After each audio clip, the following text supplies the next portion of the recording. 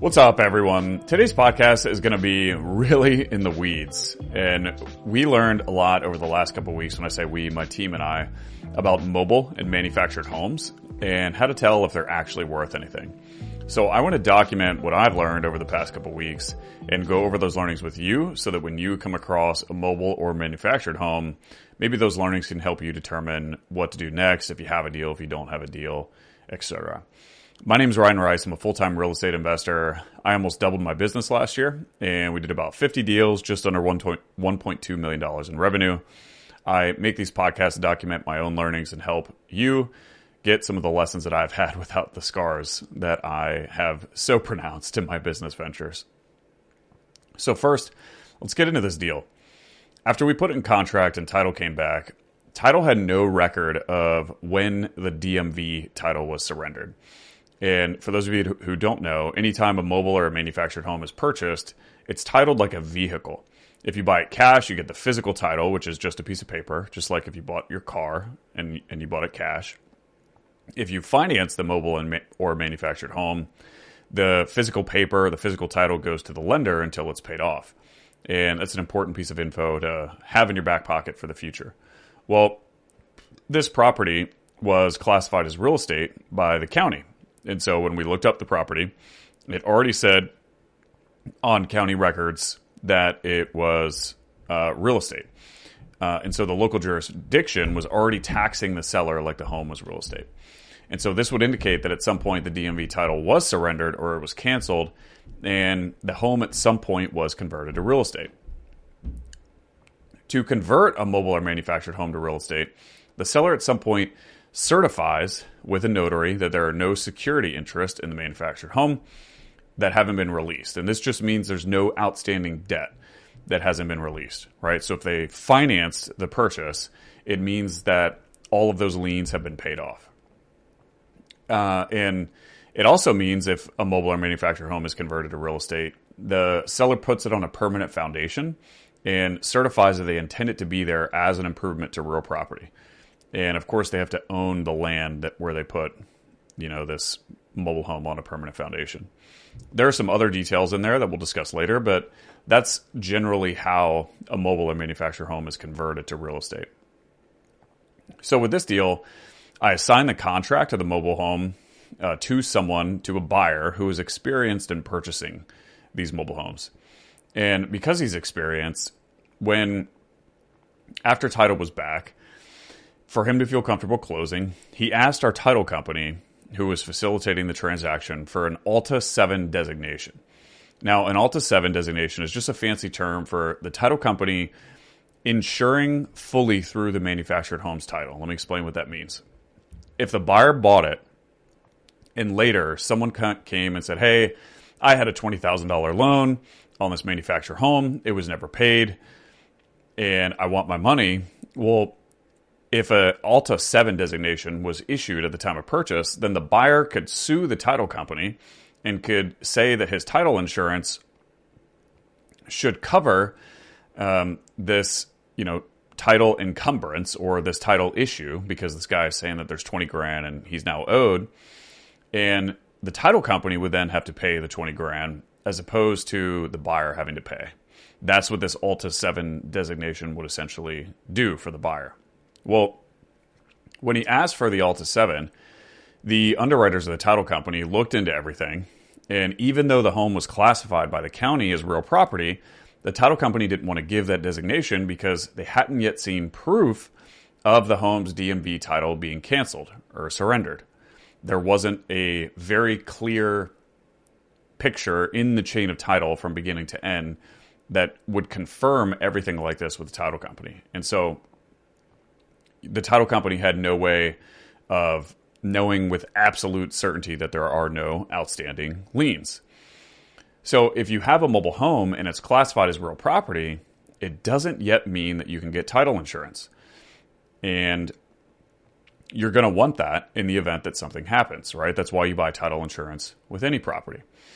Every city or county may have different processes for how mobile homes are converted. And so even though in this case, the county already had it recorded as real property, it doesn't mean that someone couldn't come back behind later and say, hey, I was owed 20 grand. The title company needed to prove that none of that was out there and none of it existed. And so imagine this, the buyer buys it, right? Someone comes later and says, hey, I have 20 grand in debt and I want paid. The title company can't say, well, it's the county's fault because it's already recorded as real property. All right, the county doesn't burden that responsibility. That's why there are title companies. And every county, every state, every jurisdiction has a different process. And so that's why it falls back on the title company.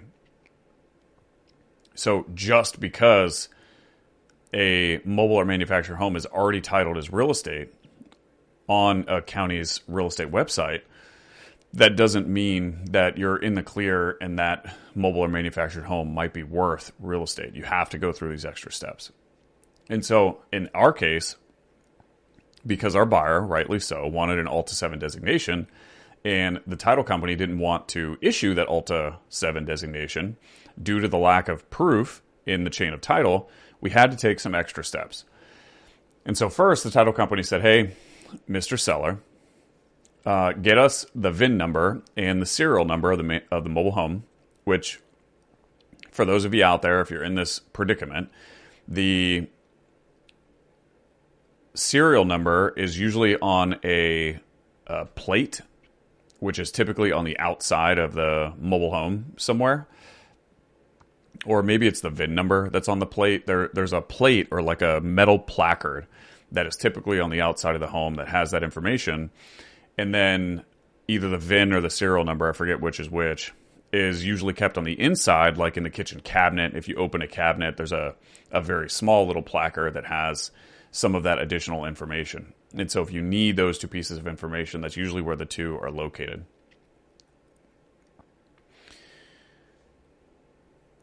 So the title company asked the seller for this information. The seller went, took pictures, and sent it to the title company. And the title company then took that information, called the DMV, and said, hey, DMV, here's the serial and the VIN number. Can you look up and get me the chain of title? But the DMV couldn't find anything. And so then the title company had to ask the seller, hey, was there ever a mortgage?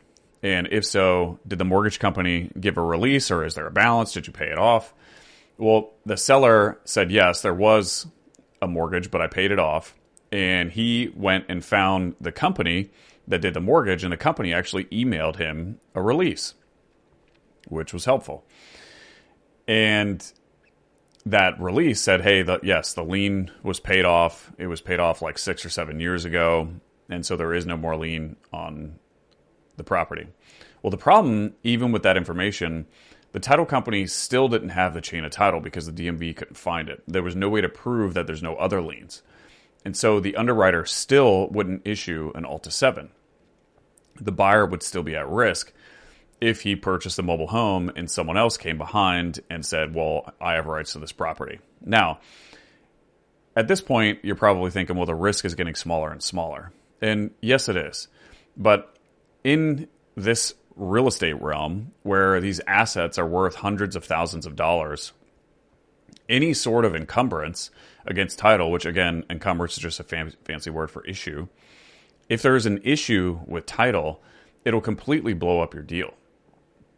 And I want to double click on this for a second. It's not just the personal risk that he's taking on buying the property. He's going to renovate and sell it. And let's say when he does, he'll sell it for in between $250,000 and $300,000. Someone might buy it cash, but it's likely that whoever's going to purchase this for $250,000 or $300,000 is going to want to take out a loan.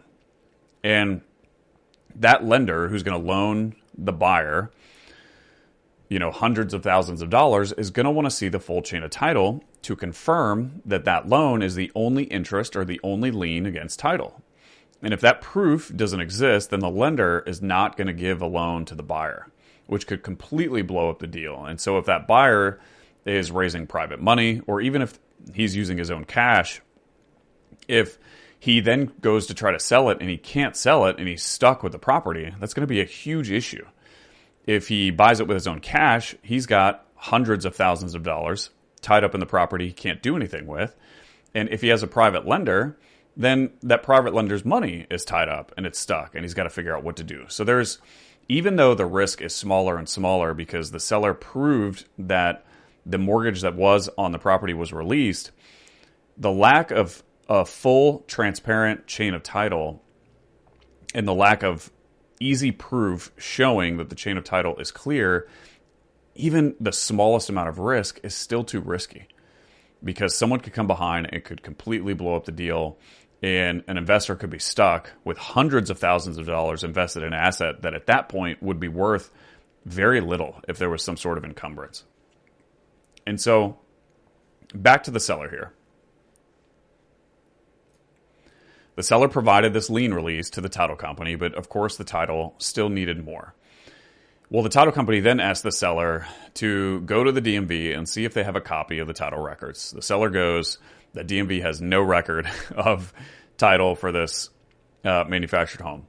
And because the local DMV has no record of title, the local DMV tells the seller to go to the DMV headquarters in the state because that's where all the records are kept if they're not local.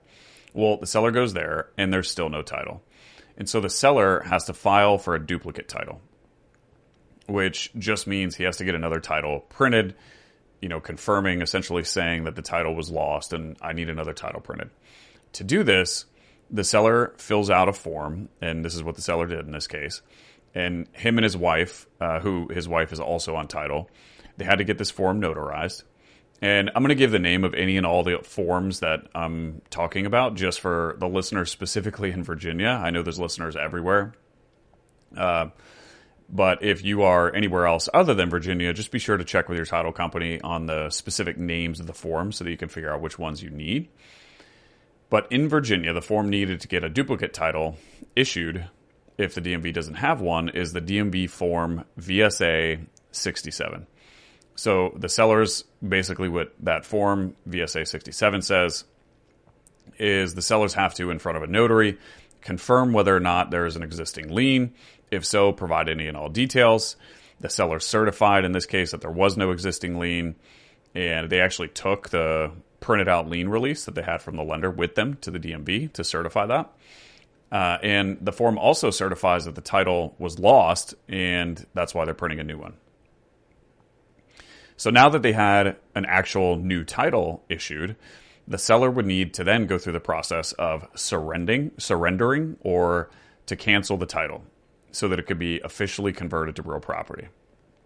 Now, again, on the county's website, this theoretically was done at some point, but there was no proof that it was done. None of these records were recorded with the corresponding county, and that's why all of this originated, right? But in order to do this, they had to notarize and sign another form. This one is called DMV Form VSA 35. Again, this is in Virginia. If you're in a different state, or obviously if you're in a different country, but if you're in a different state, it's a different form. This is the official DMV form VSA 35 to convert a mobile home or a manufactured home to real property. And on this form, the sellers are essentially saying in front of a notary, hey, this home had wheels or some other equipment that was previously used for mobility. This home had all of that equipment removed. This home has been attached to real property, and the owners of the mobile home own the real property. And I am making these certifications under penalty of perjury, and any false information is a criminal charge. So obviously, very serious, and they're certifying a lot of information there. And so the sellers got this done.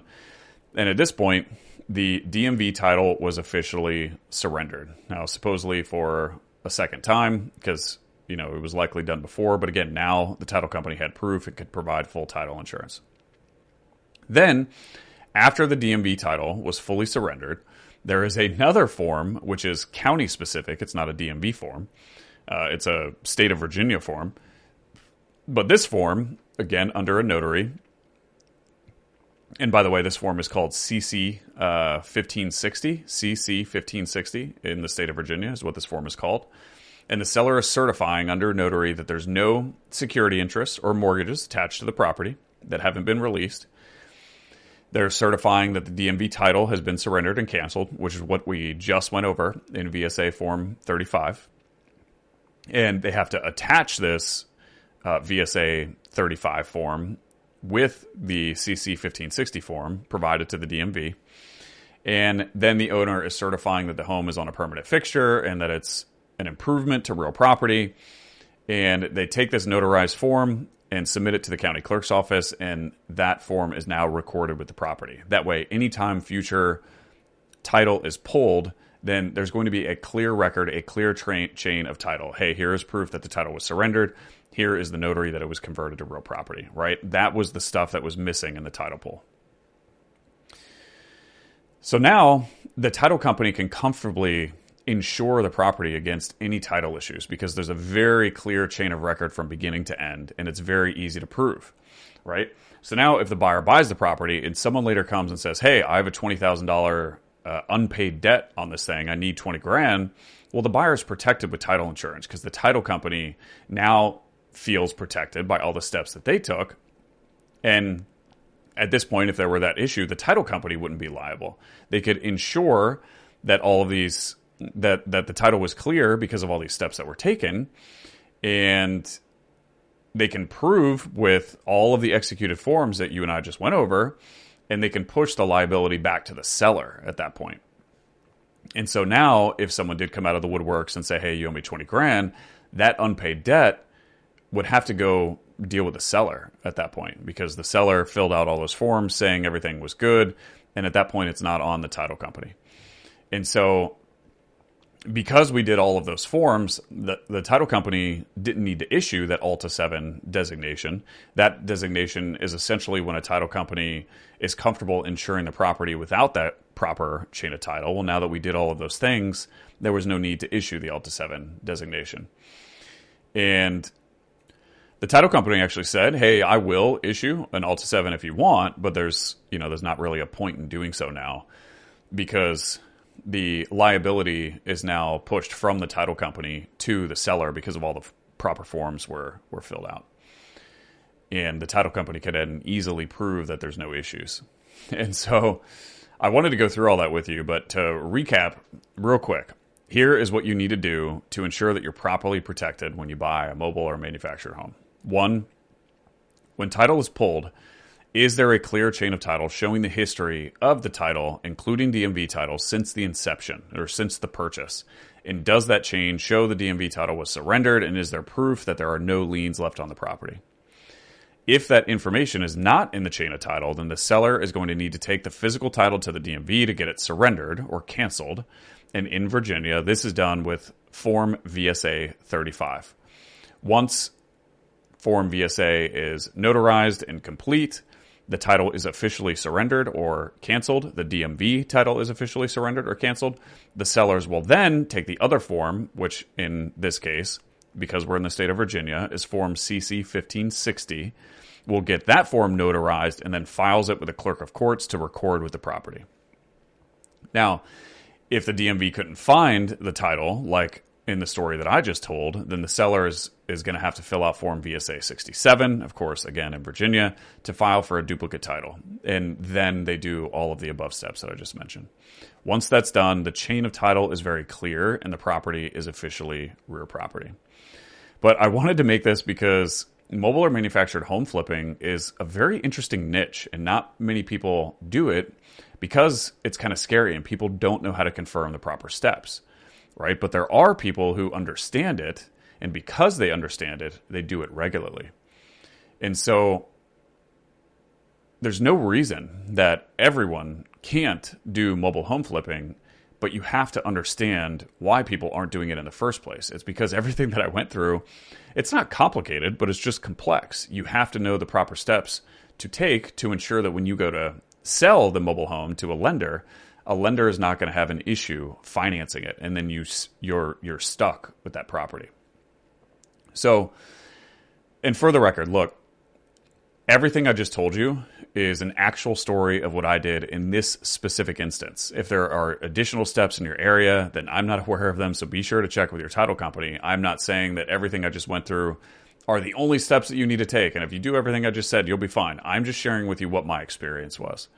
And now we're able to get this deal done. But of course, do your own due diligence. But, these are the steps that we took to get this deal done.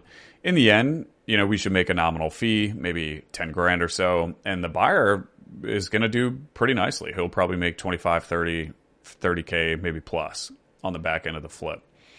But look, most importantly, the seller gets what he wants all along, which is to get this thing sold at a fair price. And he's getting it sold at a price where the home is considered real estate, as opposed to if it was just sitting on wheels or equipment, which it's essentially worth nothing at that point. Now, this podcast was like super, super in the weeds. If you guys like this, the way that you can tell me that you like it is by sharing it. And if I see that it's shared a lot, then that'll be my hint to continue to make more of these like really detailed, really in the weeds type podcasts, very tactical type stuff. And if you didn't like it, well, then don't share it, or I will see the analytics that this wasn't viewed very many times or wasn't shared, and that'll be my cue not to make any more of this type of content. But either way, I appreciate all you guys. I hope you got some value out of this. Go crush your day. Bye.